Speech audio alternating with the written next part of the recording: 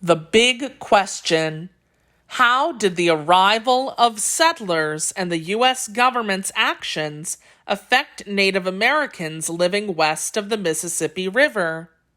Native Americans were well adapted to the cycles and patterns of nature.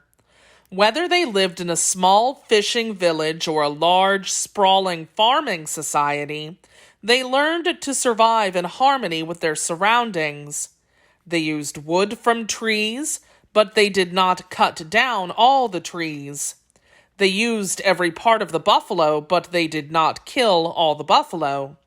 They made jewelry using stone or shell beads and sometimes copper, but they did not destroy the mountains and rivers to get all these materials. They gathered nuts and berries, but not too many, and they always left enough new seeds to sprout for future generations. The basic rules and patterns of nature never really change. The cycles remain the same, and yet change is in everything. Change comes with every season, just as it comes in various stages of our lives. These are the changes we understand and know to expect. But sometimes there are other types of changes.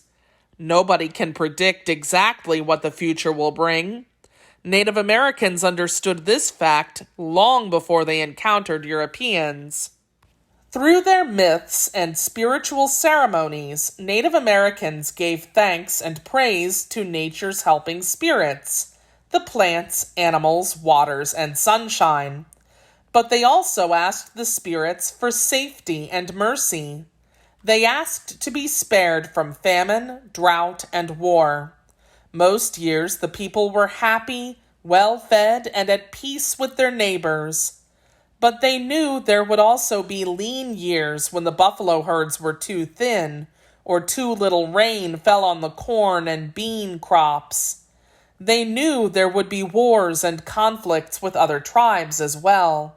Some tribes controlled better land with more food and resources than other tribes. Some tribes grew to be large and dominant, while others simply survived from season to season. Some tribes faced more trials and tribulations than others. Sometimes one tribe would force another tribe off its land. So, for example, an eastern woodland tribe might have to adapt to life on the plains, or a plateau tribe might have to learn to survive in the desert. Sometimes the victors of war would take the losers captive or adopt them into their tribe. Other times, mighty tribes fell and weaker ones rose up. And so everything changed, and yet in many ways everything stayed the same. In spite of all of life's challenges, Native Americans upheld their way of life for thousands of years. Wherever they were, they strived to live in harmony with their surroundings. They lived according to the same patterns and cycles as everything else in nature. When the acorns ripened and fell, then it was time to gather and eat acorns. When the buffalo moved, it was time to move the village. And when the spring rains fell, it was time to plant new seeds. Year after year and generation after generation, according to these cycles, Native American tribes created their own history. Europeans who migrated to the Americas did not share the same traditions and beliefs as Native Americans. Aside from their culture, religion, and technology, Europeans had different beliefs regarding land ownership and individual rights and liberties. To understand just how very different they were, it is important to reflect on what life was like in Europe. In the late 1400s, Europe was just emerging from the feudal system of the Middle Ages. Most people were still tied to farming the land, the bulk of which was owned by rich, influential members of the nobility. There was no free land to explore and settle on. There was little social mobility. For 300 years after Columbus's first journey, The exploration and colonization of the New World brought incredible new wealth to European nations. However, a large part of that wealth went straight to the same royals and aristocrats who already owned all the land and resources in the Old World. Then came the founding of the United States in 1776. This new nation put in place systems of laws designed to protect the right to life, liberty, and the pursuit of happiness. Now, the New World offered new hope and opportunity for even the most lowly members of European society. The New World offered land ready to be farmed to all, including those who would never have had such an opportunity in their own countries. However, it wasn't quite that simple. By the late 1700s, land in the East had been claimed, and there was stiff competition for jobs. Therefore, many new immigrants looked beyond the East to the frontier, the untamed wilderness, for opportunities. The nation doubles in size. In 1803, President Jefferson completed the Louisiana Purchase, which doubled the new nation's territory. This huge area of land was mostly unmapped and unknown wilderness to Europeans settling in the United States. In 1804, Lewis and Clark began their famous journey to explore the land west of the Mississippi River. Their explorations helped spark interest in this land. By 1850, people realized that all the land, the American West as it came to be known, was not only vast but also full of resources. It did not take long for this news to travel to Europe. For those escaping the troubles of the Old World, the American West seemed like a haven. There, anyone could live free and prosper if they were willing to work. Also, as it turned out, they needed to be willing to fight or manage the Native Americans who had been living there for thousands of years. Throughout the second half of the 1800s, immigrants, largely from Europe, flowed into the United States. Many became pioneers, risking everything for a chance to settle and build new lives. Generally, pioneers were not there to live in harmony with nature or abide by Native American customs and laws. They were there to tame the land and gain wealth from it. Some of the resources were obvious: endless forests, fine soil and ranch land, massive buffalo herds, and sometimes even gold nuggets just sitting there on the ground waiting to be picked up. But some of the most valuable resources were buried underground, such as coal, iron, oil, copper, and other minerals. These resources did not shine like gold or silver, but over time they proved even more valuable. They provided the raw materials for America's growing cities and industries.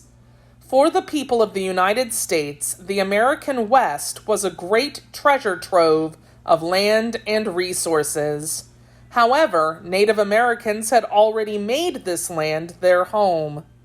Captain Meriwether Lewis, 1774 to 1809, and William Clark, 1770 to 1838, on their transcontinental expedition. To the pioneers and the U.S. government who wanted to settle on this land, the presence of Native Americans was a problem. The U.S. government decided that one way to control and confront Native Americans was to encourage immigrants and other people in crowded eastern cities to move west. This gave rise to one of the most important acts of legislation in U.S. history, the Homestead Act of 1862. With the passage of the Homestead Act, vast tracts of land throughout the West were made available to new settlers. Anyone age 21 or older could apply for a homestead of usually 160 acres. In exchange for the land, homesteaders had to live on it for at least 5 years and improve it by creating a profitable farm or ranch. The Homestead Act triggered a land rush throughout the American West as thousands of new settlers staked their claims and worked to build new lives. Of course, many of these homesteads were on Native American homelands. Many tribes felt they had no choice but to defend their way of life. Problems usually started with small disagreements, but they soon spiraled out of control.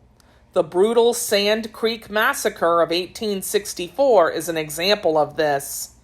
In that case, U.S. soldiers in the Colorado Territory attacked a peaceful village and killed over 100 Cheyenne, mostly women, children, and elderly men. The tribe's warriors were out hunting at the time, but when they returned and saw what the soldiers had done, they swore revenge. The surviving Cheyenne and other tribes attacked settlers throughout the area, kidnapping and killing entire families. Thus began a bloody cycle of revenge. Wars between Native Americans and settlers from the United States broke out in every region of the West, from the Great Plains to California. These wars were bloody and costly. In an effort to end the fighting and solve the Indian problem once and for all, the U.S. government greatly expanded the reservation system. This meant forcing Native Americans onto areas of land set aside for them.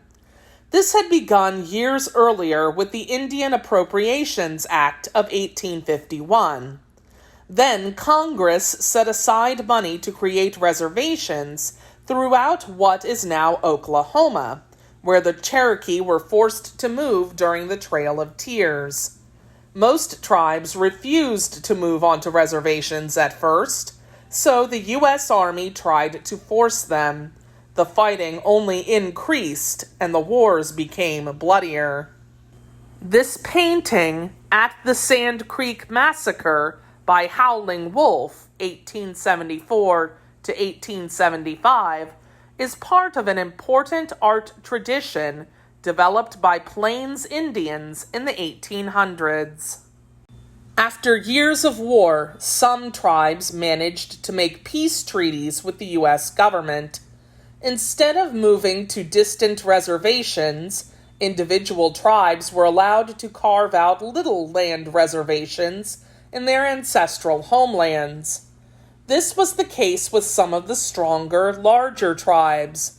They still lost much of their freedom and land, but each tribe was treated as an independent nation within the United States. Unfortunately, none of these peace treaties lasted long. Settlers continued to encroach on Native American land anyway. Furthermore, the reservation lands were usually unsuited to supporting the tribes. Due to little rain and poor soil, Native Americans often left the reservations to hunt and gather foods. The main problem, as far as the settlers and the U.S. government were concerned, was that some tribes still had powerful, popular leaders. Even on reservations, Native Americans maintained power and influence because they continued to work together as tribes. The U.S. government felt that the tension and fighting would continue as long as Native American tribes were treated as independent nations within a nation. With the Indian Appropriations Act of 1871, the United States officially stopped treating each tribe as a separate nation. After 1871, by law, all individual Native Americans were considered wards of the federal government. The U.S. government no longer wished to deal with tribes as a whole. Instead, they wanted to deal with individuals in the hopes that the tribal structure would finally collapse once and for all. Native Americans were no longer independent, but they were not U.S. citizens either. In the eyes of the law, they became dependents, with few freedoms and rights to do anything unless the government agreed.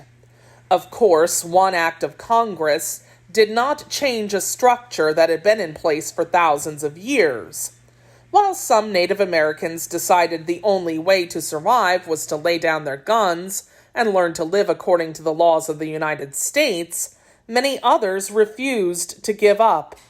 To them, life on the reservations was no life at all, and they would rather die fighting than watch their families starve. But eventually, the U.S. government did succeed in breaking the tribes. Although the Appropriations Act of 1871 did not bring an end to the wars, it did mark the beginning of a particularly tragic chapter in the story of Native American resistance. Broken promises. Years later, a great Lakota chief named Red Cloud said this: "They made us many promises, more than I can remember, but they never kept but one. They promised to take our land, and they took it." This quote neatly summarizes what happened to Native Americans when the United States expanded across the West. Tribes had a connection to the land that non-Native Americans could not understand. Without land, it was extremely difficult for tribes to maintain their culture and identity.